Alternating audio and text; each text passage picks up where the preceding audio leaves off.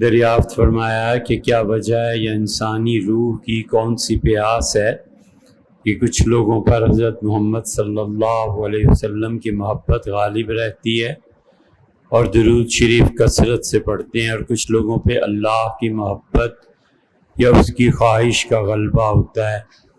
تو پیاس اصل ہے تو اللہ انسان کی کس بات پر اس کو یہ شرف بخشتا ہے کہ وہ اللہ تعالیٰ کی آرزو کرے؟ اپنی اپنی طبیعتیں اور فطرت کا اختلاف ہوتا ہے۔ در حقیقت بعض لوگوں کو نمکین چیزیں پسند ہوتی ہیں، بعض لوگوں کو میٹھی چیزیں پسند ہوتی ہیں۔ اب آپ غور کریں کہ اللہ تعالیٰ نے قرآن کریم میں کہیں بھی کسی بھی نمکین چیز کا ذکر نہیں فرمایا، ہمیشہ میٹھی چیزوں کا ذکر فرمایا ہے۔ انسان کی طبیعت میں خواہش ہوتی ہے کہ میری بیٹیاں ہوں، انسانی کی طبیعت میں خواہش ہوتی ہے کہ میرا بیٹا ہو، اسی طرح کسی پہ حضور صلی اللہ علیہ وسلم کی محبت غالب آ جاتی ہے، کسی پہ اللہ تعالیٰ کی محبت غالب آ جاتی ہے، کسی کو سیاہ رنگ بہت اچھا لگتا ہے، کسی کو وائٹ اچھا لگتا ہے۔ یہ جو اللہ نے فطرت کا اختلاف پازیٹیولی اور مزاج کا اختلاف پازیٹیولی اور ذوق ٹیسٹ کا اختلاف رکھا ہے، یہ بالآخر چیز جو آپ نے دریافت فرمائی ہے اسی سے جا ملتی ہے۔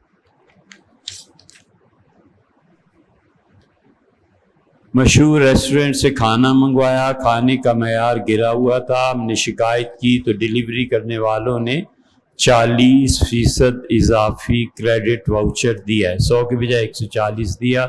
وجاہت صاحب بالکل اس پیسے کا استعمال جائز ہے، کوئی حرج نہیں۔ انہوں نے گویا معذرت بھی کی اور پیسے بھی پیش کیے۔ ہم حنفی فقہا کے نزدیک مال کا جرمانہ بالکل جائز نہیں ہے، اور پیسے کو اللہ کی راہ میں خیرات کرنا عذاب سے بچاتا ہے۔ یہ دو باتیں یاد رکھنی چاہیے کہ پیسے کا جرمانہ بالکل جائز نہیں ہے۔ شاید یہ آج جو سوالات ہیں ان میں بات آ جائے، اور اگر کوئی آدمی صدقہ کرتا ہے تو وہ اللہ کے عذاب کو ٹال دیتا ہے۔ حضور صلی اللہ علیہ وسلم کہ اللہ کہتا ہے میری راہ میں صدقہ کرنا دو چیزوں کو ختم کرتا ہے، ایک میرے غصے کی آگ کو ٹھنڈا کر دیتا ہے، اور معاملہ یہ ہے کہ جس کو پیسے دیتا ہے وہ غریب آدمی جس کی ضروریات پھنسی، اس کے دل سے دعا نکلتی ہے، تو اگر اس کے دل سے دعا نکلتی ہے، شکر ادا کرتا ہے اللہ کا، تو یہ دل کی اس کی دعا اللہ کے غصے کو ٹھنڈا کر دیتی ہے کہ بندے نے اگرچہ میری نافرمانی کی مگر کسی انسان کا کام بھی کیا۔ اور دوسرا فرمایا کہ لوگوں پیسے کا خرچ کرنا ذلت کی موت سے بچاتا ہے۔ ذلت کی سب سے بڑی ذلت کفر کی موت ہے۔ مطلب یہ ہے کہ کفر کی موت سے پیسہ حفاظت کرتا ہے جبکہ اسے اللہ کی راہ میں خرچ کیا جائے۔ یہ دو چیزیں بتائیں، اس لیے انہوں نے واؤچر میں 40 زیادہ کر دیے کہ جب آپ کو تکلیف پہنچی، جو مشکل پیش آئی، ہم اس کے لیے معذرت خواہ، یہ بالکل ٹھیک ہے، پیسہ آپ کے لیے جائز۔ اس کی مثال ایسے سمجھیں جیسے حضور اقدس صلی اللہ علیہ وسلم نے ایک آدمی نے عرض کیا کہ اللہ کے رسول میں اپنی خواہشات پہ قابو نہیں پا سکا، اور میں اپنی بیوی کے قریب چلا گیا اور وہ ایام کی حالت میں تھی۔ تو ایام میں فقہا نے رنگوں پر بحث کی ہے کہ ابتدائی درجے میں کیا ہے، آخری درجے میں کیا ہے۔ تو آپ نے جب اس سے سنا تو آپ سمجھ گئے کہ ابھی تو اس کا یہ معاملہ شروع ہی ہوا تھا، اسے عقل نہیں آئی کہ اس سے 2-4 دن پہلے اپنی خواہشات پوری کر لیتا۔ تو اس کو فرمایا سونے کا اتنا حصہ اللہ کی راہ میں خرچ کرو، اللہ تمہیں معاف کرے۔ اور دوسرے نے یہی سوال پھر کبھی آ کے پوچھا تو آپ نے فرمایا کیا رنگ تھا، اس سے بتایا، آپ نے فرمایا چاندی اتنا اللہ کی راہ میں خیرات کر دو، اللہ تمہیں معاف فرمائے۔ احناف ان احادیث کے ہونے کے باوجود کہتے ہیں کہ مالی جرمانہ جائز نہیں ہے۔ حضور صلی اللہ علیہ وسلم نے دونوں جو حکم دیا، یہ اسلام کا وہ دور ہے جب آغاز تھا، لیکن بعد میں آپ نے مالی جرمانے سب کینسل کر دیے تھے۔ تو اس لیے ایک ہے آدمی خود سے کسی کے ساتھ زیادتی ہو گئی، اس کو پیسے دے دے، اس کے ساتھ نیکی کرے، وہ ٹھیک جو یہ ہوٹل والے کر رہے ہیں۔ اور ایک یہ ہے کہ وہ جرمانہ لگا دیتے آپ اس پہ کہ نہیں بھی چونکہ ایسے ہے تو لہٰذا تم 100 کے 200 دو، 100 کے 110 دے۔ بالکل نہیں، جرمانے کسی پہ نہیں کیے جا سکتے، وہ حکومت کے کام ہے اور وہ بھی مختلف صورت ہے۔ اگر آج آ گیا مسئلہ تو پھر ذکر کریں گے۔ مغل بادشاہ اکبر اور علماء کرام کے درمیان ہمیشہ کیوں جھگڑا رہا؟ تلا آپ سے کیا عرض کریں، مگر اصل بات بتائیں، سچ مولویوں کا آپس کا حسد، بس اور کچھ نہیں تھا۔ اکبر بڑا اچھا آدمی تھا، اکبر بادشاہ اتنا عقل مند، اتنا ذہین، اتنا ملک کو قابو کرنے والا تھا۔ ابھی 13 سال کا بچہ تھا اور ہمایوں نے اس پنجاب کا حکمران بنا دیا جو پنجاب بھکر سے شروع ہوتا تھا اور لکھنؤ کے بھی بعد تک جاتا تھا۔ 13 سال کا بچہ اکبر ہے، اور جب اکبر پیدا ہوا ہے بڑا علم نجوم کا ماہر تھا یہ ہمایوں نے اپنے بچے کا ذائچہ نکالا۔ آپ تو ان مغلوں کو کچھ نہیں نہ سمجھتے، آپ کو کیا پتا یہ کتنے بڑے ستون تھے، یا مغل تھے یا مراکش تھے اور یا خلافت عثمانیہ تھی۔ 3 سلطنتوں کے مقابلے کی چوتھی کوئی سلطنت ہی نہیں تھی۔ اکبر بادشاہ کا جب اس سے ذائچہ بنایا اپنے بیٹے کا، تو ایک آدمی نے لکھا ہے کہ ہماری نگاہ پڑی تو اکبر کا ذائچہ اپنے بیٹے کا رکھ کے تنہائی میں ناچ رہا تھا، گھومتا تھا اور کہتا تھا میرے بیٹے جیسا بادشاہ ہندوستان میں کبھی آئے گا ہی نہیں، اور واقعی سچ ہو۔ اکبر کوئی معمولی آدمی، وہ تو بیرم تھا، نظر شناس بیرم نے اکبر کو تھام لیا، اس سے کہا بچے پنجاب جیسی حکومت تیری ہے تو اور کیا رہ جاتا ہے، میں تیرے ساتھ ہوں، اور پورے ہندوستان کا 13-14 سال کا اکبر بادشاہ بنا اور اس نے نبھایا۔ مرد تھے نا جو کہتے تھے اس کی لاج رکھتے تھے۔ آج کل قرآن کریم کو خود سمجھ کر پڑھنے پر زور دیا جا رہا ہے۔ ایک عالم جو کراچی کے مدرسے سے فارغ ہیں، اہل حق میں سے ہیں، فرماتے ہیں قرآن کو خود سمجھ کر پڑھو، اور غزالی کا یہ رحمۃ اللہ علیہ قول بھی نقل کرتے ہیں کہ خود سمجھ کر پڑھنے سے اللہ کے اشارے واضح ہوتے ہیں۔ دیکھیں بھیا، کبھی بھی کتاب و سنت اساتذہ کے بغیر نہ پڑھو۔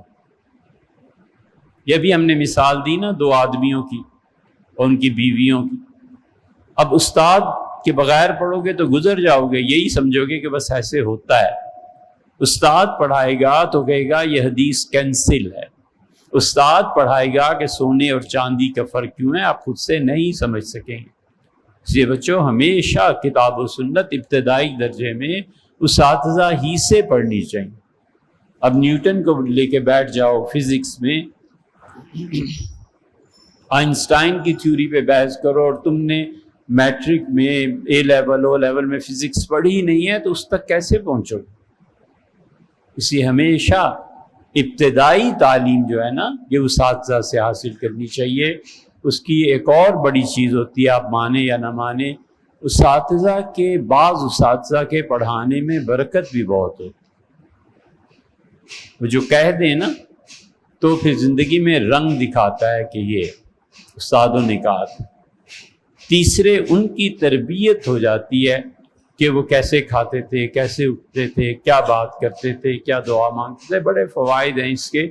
اس لیے چاہے اہل حق میں سے کوئی ہو، ہم بالکل اس بات کو نہیں مانتے کہ کوئی آدمی اساتذہ سے پڑھے بغیر کسی کمال تک پہنچ جائے۔ دنیا کی چیزوں میں بھی ایسے ہوتا ہے۔ بی ایس سی کمپیوٹر کے آپ طالب علم میں خود سمجھنے کے لیے استاد کے پاس جائیے، 10 منٹ کی کلاس لیجیے، 15 منٹ کی، لیکن پہلے درجے میں پھر آدمی خود پڑھتا ہے تو اور چیز ہو جاتی۔ بیشتر نشستوں میں انسانی آزادی، اللہ کے حقوق، جس میں سے سیکس، جنس کو فقط خدا کا حق قرار دیا ہے ہم نے، اور لوگوں کے نجی معاملات میں دخل کو فتنہ قرار دیا، ہم اسی کے قائل ہیں۔ ہم اب بھی انسانیت کی ترقی کے قائل ہیں، ہم اب بھی انسانیت، ہیومن رائٹس، ان سب چیزوں کو تسلیم کرتے ہیں. ہم اب بھی ظالموں کو کہتے ہیں کہ ہمیں بولنے کا حق دو. ہم اب بھی ظالموں کو اب بھی کہتے ہیں کہ تم نے ہماری زبان پہ پابندی لگا دی ہے، ظلم کرتے ہو، ہماری عورتوں کو گھروں سے لے جانے کی دھمکیاں دیتے ہو. خدا تمہیں بھی رسوا کرے، اور خدا دشمنوں کے سامنے ایسا رسوا کرے کہ صدیوں اور ہزاروں سال تمہاری داستان لوگ سنائیں دوسروں. یہ ظلم چھوڑ دو. انسانی حقوق سب سے زیادہ ضروری. ایک کمال کرتے ہو یار. حضور اقدس صلی اللہ علیہ وسلم رات کو صحابہ رضی اللہ عنہ کہتے ہیں ہم سے عشاء کے بعد کوئی ضروری چیزیں ڈسکس کرتے تھے. ام المومنین سے عائشہ رضی اللہ عنہ کہتی ہیں آ کے گھر میں مجھے پتا تھا کہ عشاء کے بعد دودھ پیتے ہیں. رویدن آہستہ آہستہ دروازہ کھول کے قدم مبارک رکھتے تھے کہ میری نیند نہ خراب ہو جائے. یہ انسانی حقوق نہیں، یہ بیوی کے حقوق نہیں. اور پھر چیک کرتے تھے برتنوں کو، اگر ہوتا تھا تو پی جاتے تھے، پی لیتے تھے، لیٹ جاتے تھے. اگر نہیں ہوتا تھا تو کبھی وضو کرتے تھے کبھی نہیں، اور کھڑے ہو کے نماز پڑھنے لگتے. کہاں انسانی حقوق؟ ہمیں بھی بتائیں نا. ظلم کرتے ہو لوگوں پہ، تنخواہیں روک لیتے ہو. ہم اب بھی اس کے قائل ہیں کہ انسانی حقوق کو اللہ کے حق پہ ترجیح حاصل ہے. ہم پھر کہتے ہیں کہ انسانوں کے حقوق کو اللہ کے حق پہ ترجیح حاصل ہے. جہاں انسانوں کے حقوق تلف ہو رہے ہوں اور خدا کا حق اس کے سامنے آ جائے، ہم انسانوں کے حقوق کو پورا کریں گے اور اللہ کے حق میں تاخیر کر دیں گے، اللہ کے حق میں ڈھیل دے دیں. سمجھے؟ انسان مر رہا ہے، ڈاکٹر کہتا ہے میں آپریشن کروں یا جمعے کو جاؤں، ہم کہیں گے آپریشن کر بھائی، جمعے کی بجائے ظہر پڑھ لینا. مت کرو انسانی حقوق کی بات. ہم سے پوچھو کہ اللہ کے یہاں کیا انسانی حقوق خراب کرنے کا مسئلہ. ہم تو اس نبی صلی اللہ علیہ وسلم کے پیروکار ہیں جس کے صحابی ابو رافع رضی اللہ عنہ کہتے ہیں کہ میں نے انٹینشنلی مسجد نبوی میں اپنی بیٹی کو نیچے بٹھا دیا اور بیٹے کو ران پہ. تو حضور صلی اللہ علیہ وسلم یہ نا انصافی نہ کر، دونوں کو زمین پہ بٹھا یا دونوں بچوں کو دو رانوں پہ بٹھا. یہ انسانی حقوق ہیں یار.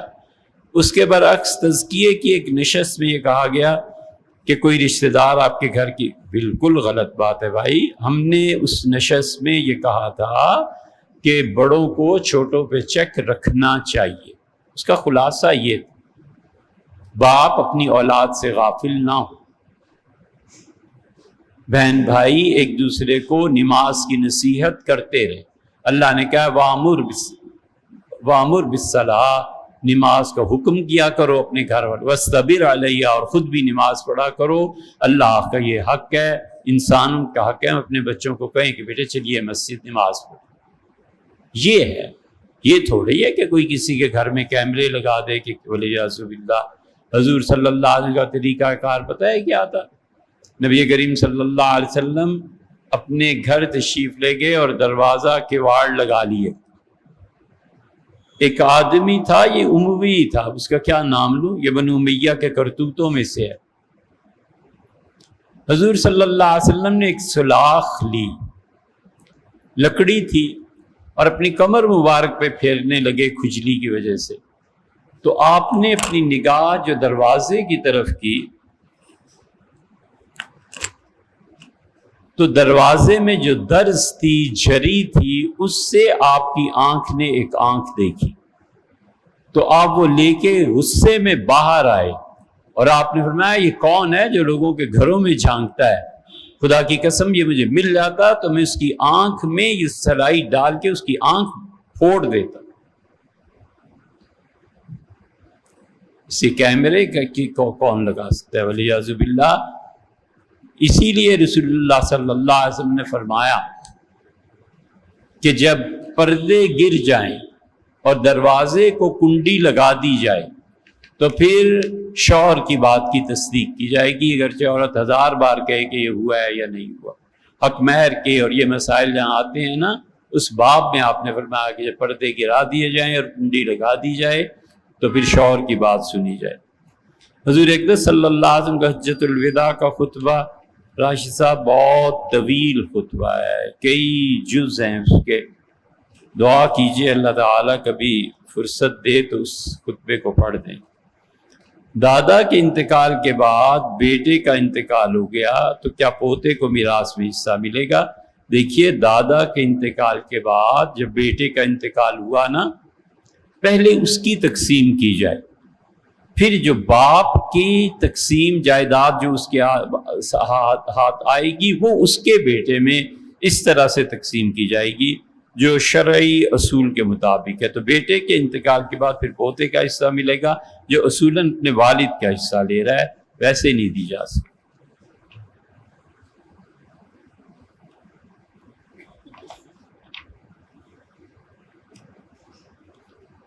سندھ سے آپ نے سوال فرمایا کہ کرائے والی زمین میں بہن جو 7 یا 8 سال پہلے، یہ نور الدین صاحب، یہ 2 صفحے کا استفتاء ہے اور لگتا ہے اپنے اور مفتیوں کو بھیجا ہے تو انہوں نے جو جواب لکھا ہوگا بس وہ ٹھیک ہی ہوگا۔ لوگ یہ غلط بات کرتے ہیں کہ ایک ہی فتویٰ فوٹو کاپی کرایا 10 جگہ بھیج دیا اور 10 آدمیوں کا ایک ہی مسئلے میں وقت لگ گیا۔ ہمارے ہاں سرکاری اسکولوں میں زیرو فنڈ کے نام سے سرمایہ رکھا جاتا ہے جو کہ بچوں سے جرمانے کے طور پر اکٹھا کیا جاتا ہے، پھر اس کو بچوں ہی کے مواقع میں ہم لگا بھی دیتے ہیں۔ اچھی کارکردگی دکھانے والے بچوں کے لیے انعامات 1، امتحانات کے لیے اسٹیشنری 2، نادر بچوں کے لیے سویٹرز 3۔ شرعی لحاظ سے ایسا کرنا کیا؟ اور چوتھے، اسی زیرو فنڈ سے جماعت کی نماز کے لیے چٹائیاں خریدی جاتی ہیں۔ تمرے صاحب یہ سب چیزیں حرام ہیں، حرام۔ سمجھ آئی؟ بچوں پہ جرمانہ لگانا یہ جائز ہی نہیں ہے۔ یہ ہمارے ہاں پولیس والے جو چالان میں پیسے لیتے ہیں یہ جائز ہی نہیں ہے۔ ہمارے نزدیک، حنفی فقہا کے نزدیک، رسول اللہ صلی اللہ علیہ وسلم نے وفات سے پہلے جو ایک جملہ فرمایا تھا، تمام مالی اور معاشی اقدامات میں وہ جملہ ہمارے لیے اصل ہے۔ اس جملے پہ ہم ساری اکانومی کو تولتے ہیں۔ حضرت رسالت پناہ صلی اللہ علیہ وسلم، لا یحل لرجل، کسی آدمی کے لیے وہ مال جائز ہی نہیں، حرام ہے، ان یاخذ اخی، وہ دوسرے بھائی سے لے، الا بطیب نفسہ، جب تک کہ اس کا بھائی خود دینے پہ راضی نہ ہو۔ خود دینے پہ راضی نہ ہو تو اپنی رضا سے تحفہ دیتا ہے، ایک دوسرے کے ساتھ نیکی کرتے ہیں، سارے معاملات اس میں آ گئے۔ اور وہ جو پہلا جملہ فرمایا کہ کسی کے لیے جائز ہی نہیں ہے کہ وہ لوگوں سے مال اکٹھا کرے جب تک کہ وہ خوشی سے نہ دیں، اس لیے مالی جرمانہ کسی کے لیے بھی جائز ہے۔ پولیس جتنے پیسے لیتی ہے یہ سب حرام کے پیسے کھاتے ہیں۔ فوج جتنے جرمانے کر کے لوگوں سے وصول کرتی ہے وہ ظلم ہے اور اللہ ان سے پوچھے گا۔ لوگ جتنے پیسے اپنے پاس سے دوسروں پر لگاتے ہیں وہ ظلم ہے کہ تمہاری بیٹی اس طرح کر گئی اور تمہارا بیٹا اس طرح کر گیا، لہٰذا مالی جرمانہ یہ ہے 10 لاکھ ادا کرو۔ یہ سب جہنم کی آگ ہے جسے خدا خود قرآن میں کہتا ہے انما یاکلون، یہ لوگ جہنم کی آگ کھاتے ہیں جو لوگ یتیموں کا مال کھاتے ہیں۔ یتیم کا مال اس کی مرضی کے بغیر ہے نا، تو یہ مال بھی تو اس کی مرضی کے بغیر ہے۔ صرف ایک سورت امام ابو یوسف رحمۃ اللہ نے لکھی، وہ بھی ذکر کر۔ امام ابو یوسف رحمۃ اللہ نے فرمایا کہ گورنمنٹ کو یہ حق حاصل ہے کہ گورنمنٹ کے اتنا جرمانہ تم پہ ہے، مثلاً 10,000۔ گورنمنٹ اپنے بینک میں 10,000 روپے کی رسید دے گی کہ اس بینک میں جمع ہے، وہ 10,000 روپیہ گورنمنٹ کہیں استعمال نہیں کرے گی، اور ساتھ ہی گورنمنٹ ایک چیک بھی دے گی کہ 6 مہینے بعد، سال بعد، اتنی مدت کے بعد آ کے 10,000 لے لینا۔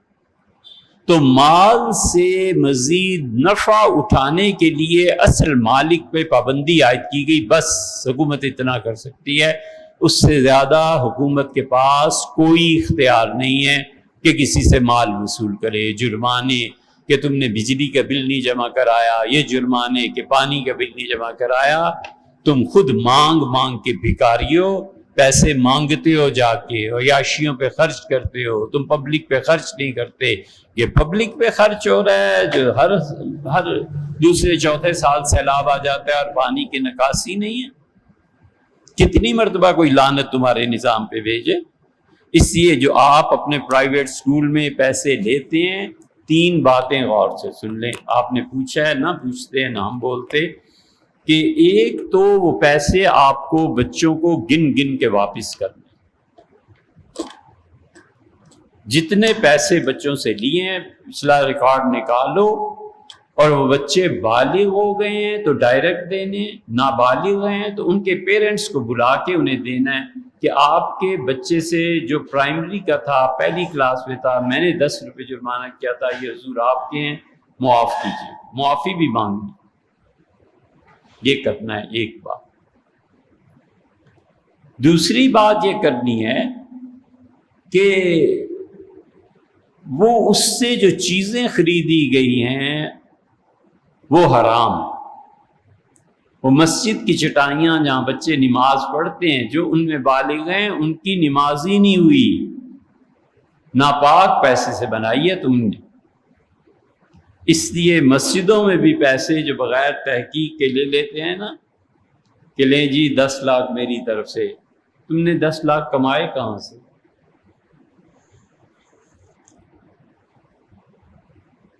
پوچھے بھی نا کہ یار 10 لاکھ کمائے کہاں سے. یہ لیں میری طرف سے 50 لاکھ مسجد تعمیر. 50 لاکھ آئے آپ کے پاس کہاں سے؟ سوچنے گیا. اس لیے جتنے قالین، جتنی چٹائیاں، جتنی چیزیں اگر وہ حرام کے مال سے ہیں تو یہ تیسری چیز ہے. فقہا میں بہت لینینٹ ویو جنہوں نے اختیار کیا ہم جیسے، وہ کہتے ہیں نماز ہو جائے گی، قیامت میں ثواب نہیں ملے گا، اس لیے کہ تم نے ناپاک کپڑے پہ نماز پڑھی، جبکہ اللہ نے کہا ہے کہ طاہر، اپنے کپڑوں کو پاک رکھو. سمجھے؟ تو اس لیے لوگوں کے مال وصول کرنا یہ معمولی بات نہیں ہے. آخری بات بھی عرض کر دوں، فقہا نے لکھا ہے کہ 1 پائی اگر کسی کی دینی ہوئی نا حرام، 1 پائی، مثلاً قرض لے لیا، حضور صلی اللہ علیہ وسلم جس کی نیت پکی تھی ادا کرنے کی، وہ مر گیا تو اللہ قیامت میں اس کا قرضہ ادا کر دے گا. آپ نے فرمایا اس کی قرض ادا کرنے کی نیت نہیں تھی لیکن اور نیکیاں اس کی بہت تھیں، تو اللہ اس کو دے کے پھر بھی معافی دلا دے گا. لیکن جو آدمی صحیح معنی میں ادا کر سکتا تھا، اچانک انتقال ہو گیا، تو وہ کہا کہتے ہیں کہ 1 پائی کے بدلے 700 فرض نمازیں کاٹ کر اس کے کھاتے میں ڈال دی جائیں گی جس سے پیسے لیے. اس لیے بچوں، پیسے لینا اتنا آسان نہیں ہے. یہ جو مذہبی قیادت کو پیسے ملتے ہیں نا، اور یہ کوئی حساب کتاب ان کا نہیں ہوتا، یہ مذہبی قیادت اس پیسے کے ذریعے جنس کا استحصال کرتی ہے. یہ مذہبی قیادت اس پیسے کے ذریعے لوگوں میں سستی سیاست کرتی ہے. یہ مذہبی قیادت اس حرام کا پیسہ وصول کر کے لوگوں کو خام خواہ انسانی حقوق کو پامال کرتی. سمجھے؟ 700 فرض نمازیں کاٹ لی جائیں گی. پتہ نہیں ہماری نمازیں بھی اللہ کے یہاں قبول ہوتی ہیں یا نہیں. ڈرنا چاہیے.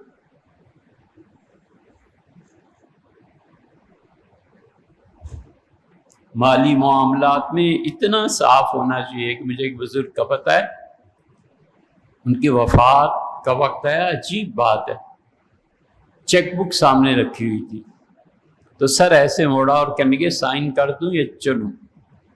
تو جو جواب آیا ہوگا انہوں نے کہا اچھا، غالباً انہوں نے کہا ہوگا کہ سائن کر دوں. سائن کیے اور قلم رکھی اور انتقال گر گئے. بس اتنے پاک لوگ، 1 پائی نہ لینی نہ دینی. فرشتے لینے آئے، کہا سائن کر دوں یا چلیں گے؟ ان کا کہا ہوگا سائن کر دے، بس ختم.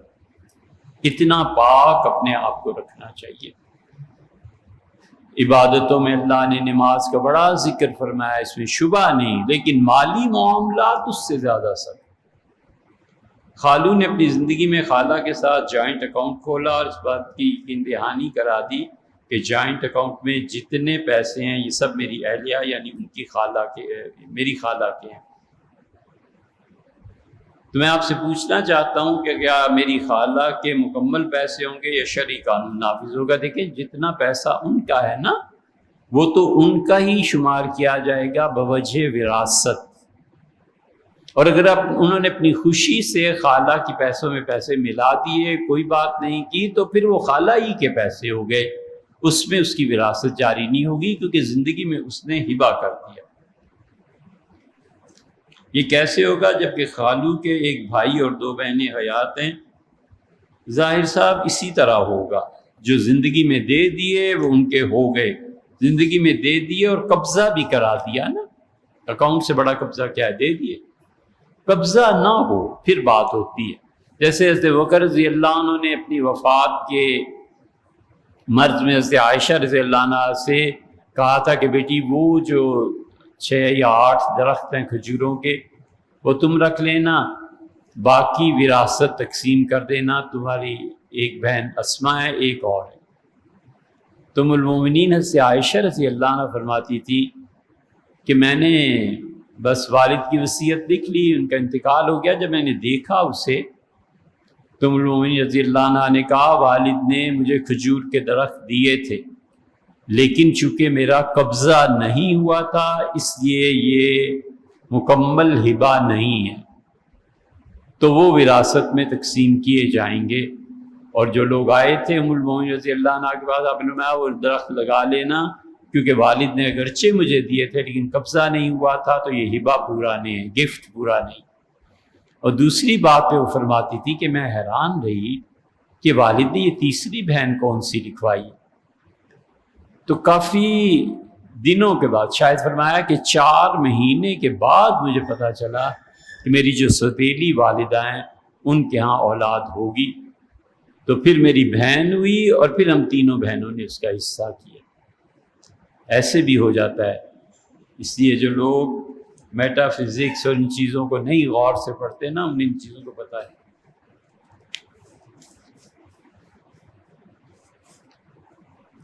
Is it permissible or impossible to sell the meat of a live animal before its slaughtering?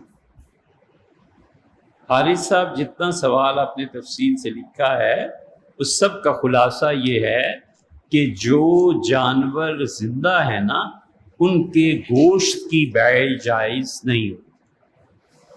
مثلاً یہ جانور ہے، گائے ہے، بیل ہے، وہ کہتا ہے بیل کی جو ران ہے یہ مجھے بیچ دو، یہ مجہول بیع ہے، اسے پتہ ہی نہیں کہ اس ران میں کتنا گوشت ہے اور کتنا نہیں ہے، اور پھر جو گوشت حاصل ہوگا وہ اچھا بھی ہوگا یا نہیں ہوگا، وہ کہتا ہے اس کے پھیپھڑے بیچ دو، کلیجی بیچ دو۔ تو جب تک وہ ذبح نہیں ہوتا اس سے پہلے بیع جائز نہیں ہوتی، ذبح ہوگا پھر گوشت کا تعین ہوگا پھر جا کر ہوگا۔ سیدنا علی رضی اللہ عنہ کا واقعہ بیان فرمائیے جس میں آپ نے حالت رکوع میں ایک مانگنے والے کو انگوٹھی عنایت فرما دی تھی۔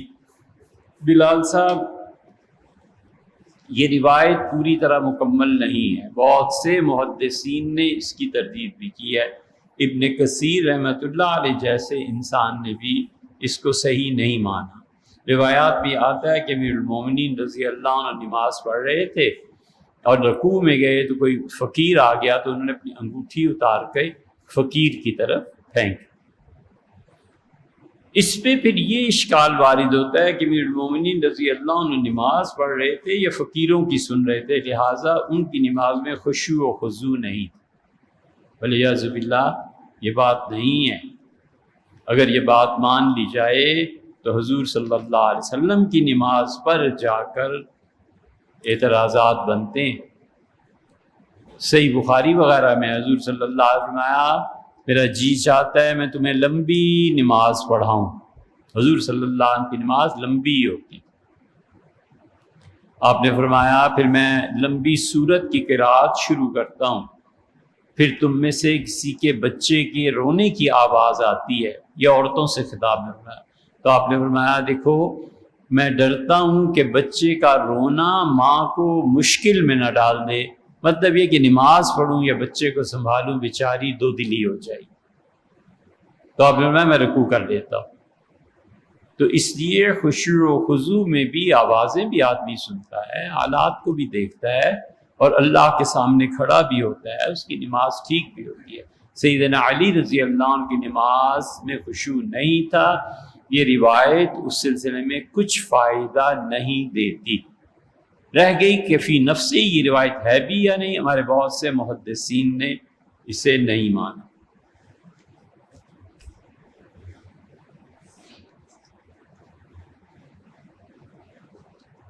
ایک آدمی مسلسل وضو نہیں کرتا،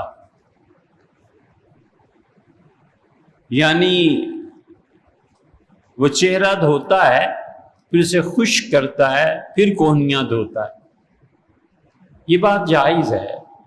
وضو میں تسلسل کا نہ ہونا ٹھیک، اس سے ضروری نہیں ہے، کوئی عذر ہوگا اس کو، اب اس سے عذر کیوں پوچھنا ہے؟ ایک آدمی معذور ہے، کسی کو کیا حق ہے کہ جا کے پوچھے کہ اس میں معذوری کیا ہے؟